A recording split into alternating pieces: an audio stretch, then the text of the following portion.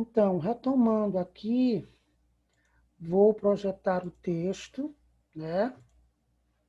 Está aqui o texto, é um texto que eu já fiz a referência dele, do Gilberto Cotrim, e ele vai discutir exatamente isso, a filosofia crítica, a consciência crítica e a consciência filosófica, né? Nesse texto, a gente tem aí algumas ideias, claro que nós não vamos ler o texto, até porque eu imagino que vocês leram, quem não leu vai precisar ler, né? Mas ele vai fazer uma discussão, o Gilberto Cotrim, sobre o desenvolvimento dessa consciência, né? Então, o que a gente viu até agora?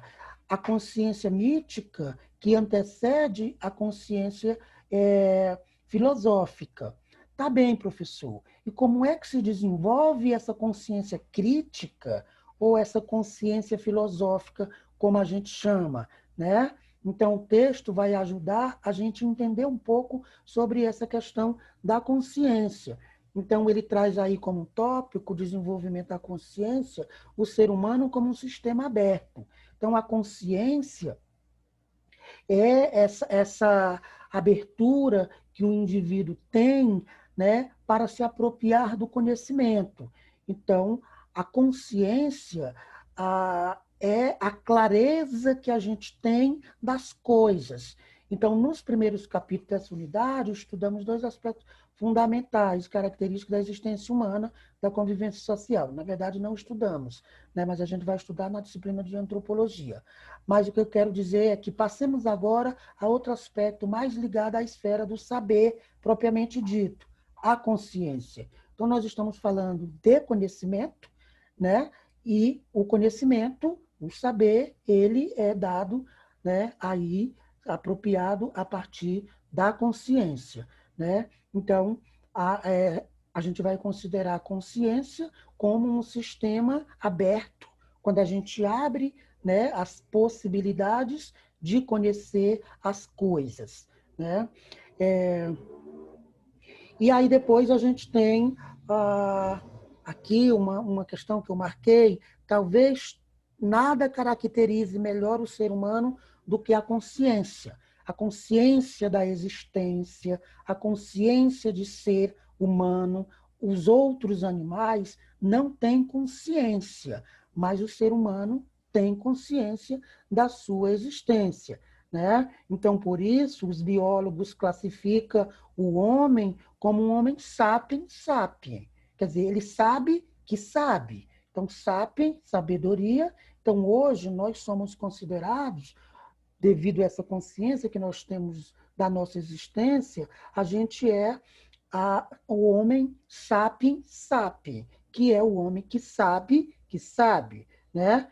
É o ser que sabe que sabe. Isso significa que o homem é capaz de fazer sua inteligência debruçar-se sobre si mesmo para entender a si próprio e entender os outros, né? Então, o tópico seguinte, nós temos o despertar da consciência crítica. O despertar da consciência crítica é quando a gente toma, né, essa parece que acende uma luzinha na nossa cabeça por alguma coisa que alguém disse, por alguma situação que você vivenciou, por alguma circunstância, você desperta a sua consciência crítica. Muitas vezes, pelo que disse o professor, né? Por isso que a gente vai estudar, que é para desenvolver, para despertar essa consciência filosófica, essa consciência crítica, que é perceber, se perceber, né, como ser humano, um ser que pensa, e perceber também o outro. Então, o despertar da consciência crítica está muito ligado a isso, né? Mas eu quero chamar a atenção também, vocês devem ter lido e marcado, os modos de consciência. Existem vários modos da consciência aparecer, né? Então, por isso, podemos distinguir alguns modos da consciência que estabelece essa relação do homem com o mundo. Então, o ser humano percebe o mundo a partir da consciência. Que consciência, professor? Da consciência mítica, a partir dos mitos, terminou o período mitológico há muito tempo, mas ainda assim, hora ou outra, nós, homens modernos, né, ser humano civilizado, a gente ainda tem uma forma mítica de representar a realidade, a partir dos símbolos, não é? A partir dos rituais, a partir de vários momentos, está aí no texto, vocês vão ver. Então, isso é uma consciência mítica que ajuda a gente a interpretar a realidade. Depois a gente tem uma consciência religiosa, né? É uma consciência que historicamente conviveu, dialogou e debateu com a razão filosófica e científica, inclusive teve muitos conflitos, né?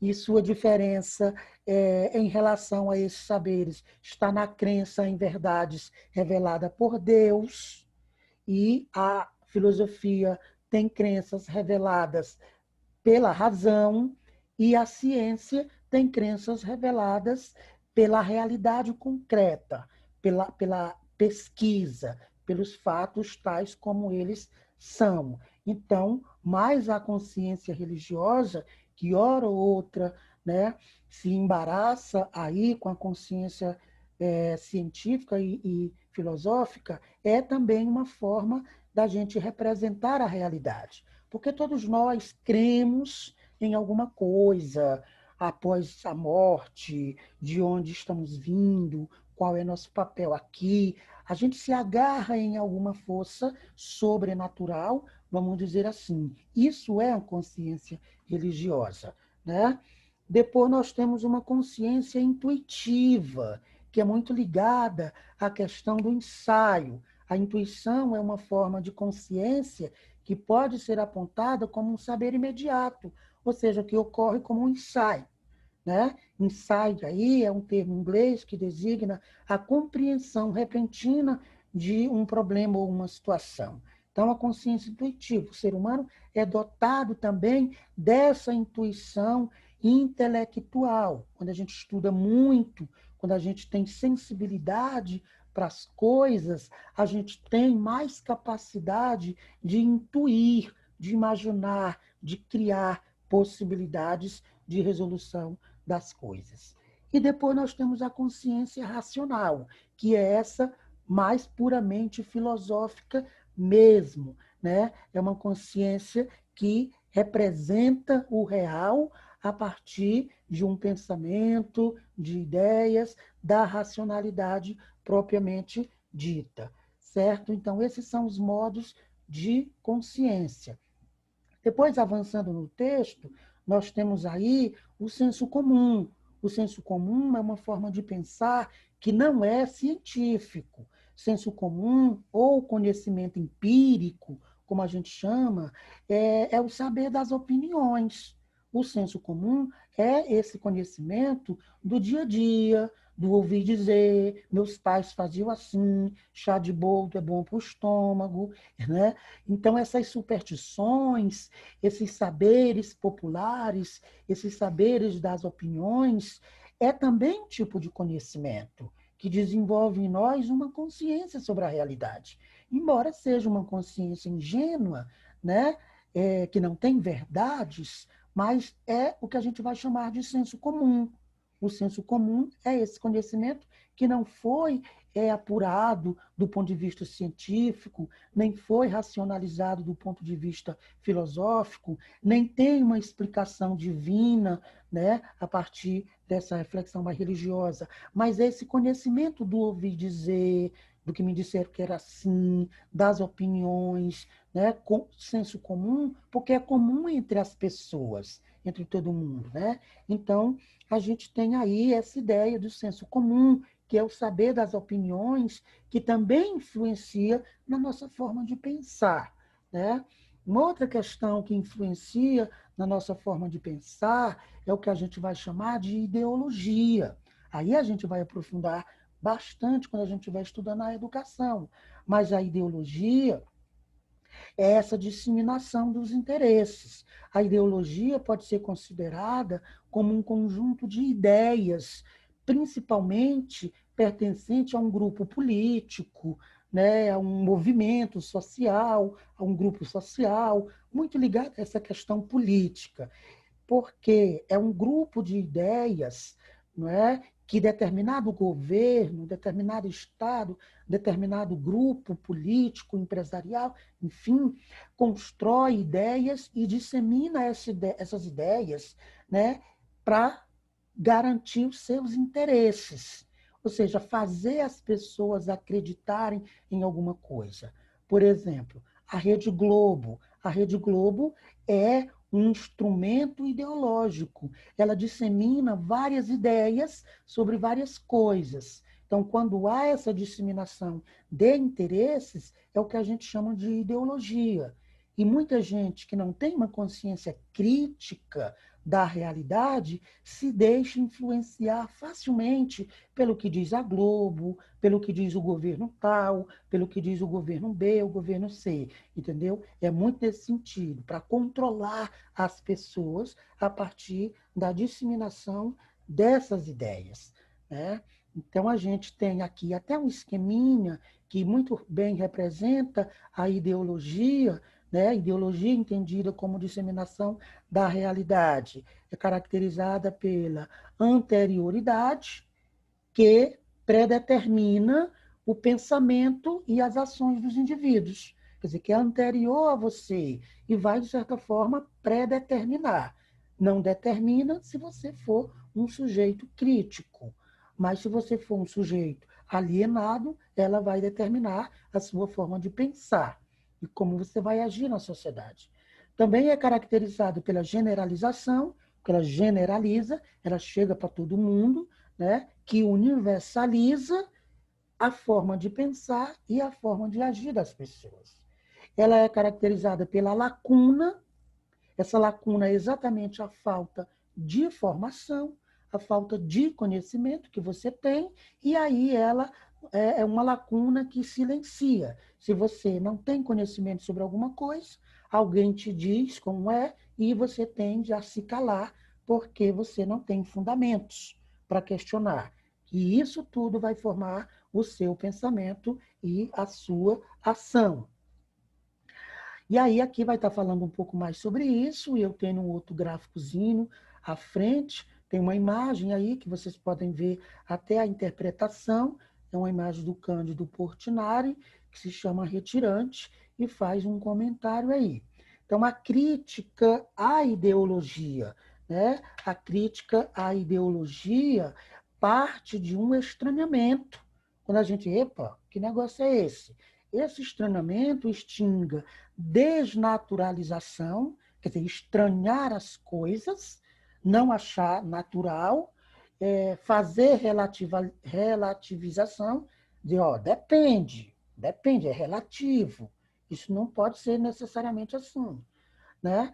Para fazer uma crítica à ideologia, precisa ter fundamentação crítica e precisa ter uma compreensão das construções históricas e sociais. Se você não entender a história, a sua história, a história da sociedade, a história da política, a história daquilo que você quer criticar, você não vai conseguir, né?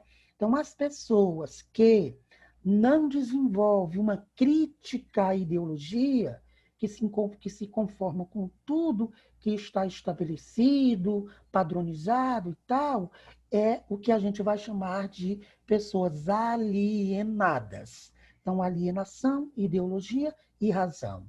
Então, são questões muito ligadas. A ideologia aliena as pessoas. E como é que você se desaliena? A partir da razão, né? Então, aqui é um textinho complementar que vem aí para ajudar você a entender um pouco isso. Mas presencial, a gente pode falar sobre isso. Para fechar, nós vamos ter ainda no texto filosofia, do senso comum ao senso crítico. Então, como eu já disse para vocês, a filosofia ela sai do senso comum e passa para um senso crítico. A filosofia não aceita a falácia, eu achismo, eu acho isso. Não, a filosofia é um senso crítico. Eu penso assim, eu acredito assim. Então, a imagem aí muito bem representada, e aí vai fazer essa discussão. Resumindo aqui tudo que eu já falei da filosofia, né? Filosofia promove o senso crítico, né? Que vai se constatando com o senso comum. A filosofia vai se constatando com o senso comum. Mas diz lá para a tua mãe que eu estou gravando. Então, a filosofia, o senso crítico, ela é contrária ao senso comum, esse pensamento comum, né? E o senso crítico é o que vai envolver a superação do isolamento e do alheiamento às questões, né? Pessoa que se isola, pessoa que é alienada, né? Então, esse senso crítico supera isso como professor, por meio da consciência de si e da consciência do outro. A consciência de si que vai exigir reflexão e a consciência crítica que vai exigir atenção, olhar para o outro, perceber o outro, né? Então percebe que faz muito sentido aí o esqueminha. E ainda se tratando com o senso comum que é saber das opiniões, esse saber que provém das opiniões, eu vi no livro, deu na televisão, fulano me disse. E aí você pega isso como verdade. Isso é o saber das opiniões, né? Esse saber das opiniões pode revelar que noções, pode revelar noções, não é aprofundamento, noções, essas noções são incoerentes, são imprecisas e são assistemáticas, ou seja, não são sistematizadas, não são exatas, né? São incoerentes. Esse saber das opiniões, esse senso comum, pode revelar também a sabedoria popular, que a gente não desmerece, mas não é aceito na academia como um conhecimento científico, porque está muito ligado à questão folclórica, à questão mística, né? Em sentido amplo, folclore, que vem do folk, povo, do povão, todo mundo fala, né? Mais lore, que saber é tim, é, é o significado, né? Etimologicamente e tal. Então, essas ideias sobre filosofia, né, a partir do senso crítico e a partir do senso comum.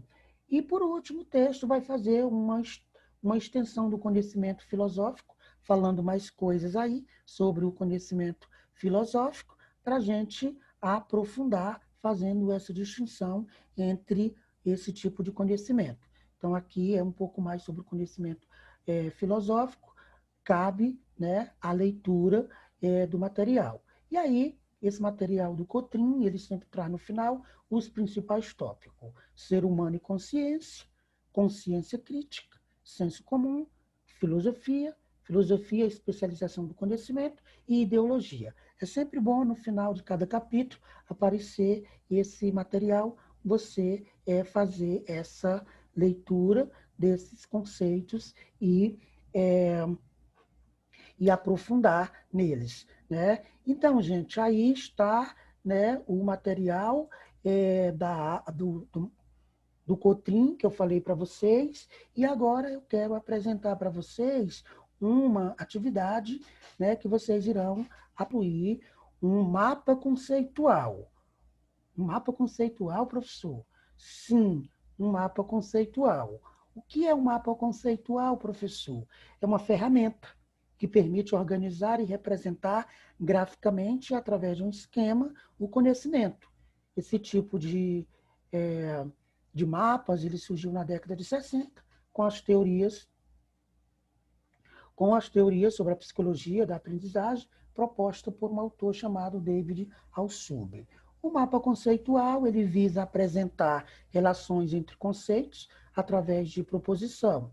Os conceitos aparecem dentro de caixinhas, né, os círculos, e ao passo que as relações entre eles vão se apresentando também em outros círculos menores. Ou seja, aqui no centro você vai colocar, né, o tema é o título do texto, voltemos lá no título do texto, que é consciência crítica e filosófica. Então, aqui, consciência crítica e filosófica. Aí você vai, consciência crítica e filosófica está relacionada a quê? Ah, não sei, aí você vai colocar aqui um conceito. Por exemplo, consciência mítica. Consciência mítica está relacionado com o quê? Com não sei o que mais, não sei o que mais, não sei o que mais. Consciência filosófica, consciência racional. Aí está relacionado com de forma que eu tenho no centro, né, texto, a ideia, que é consciência crítica e filosófica, aí você vai destacar 4 conceitos, veja, 4 conceitos aqui ao redor, 4 conceitos ligados ao conceito central e depois mais 3 conceitos para cada um dessas ideias. Esse mapa você vai trazer, você pode fazer ele ampliado ou não, pode fazer ele digitalizado, né, não sei, no PowerPoint. Essa é uma atividade obrigatória que requer a leitura do. Ok? Muito obrigado e ficamos por aqui por agora. Até mais.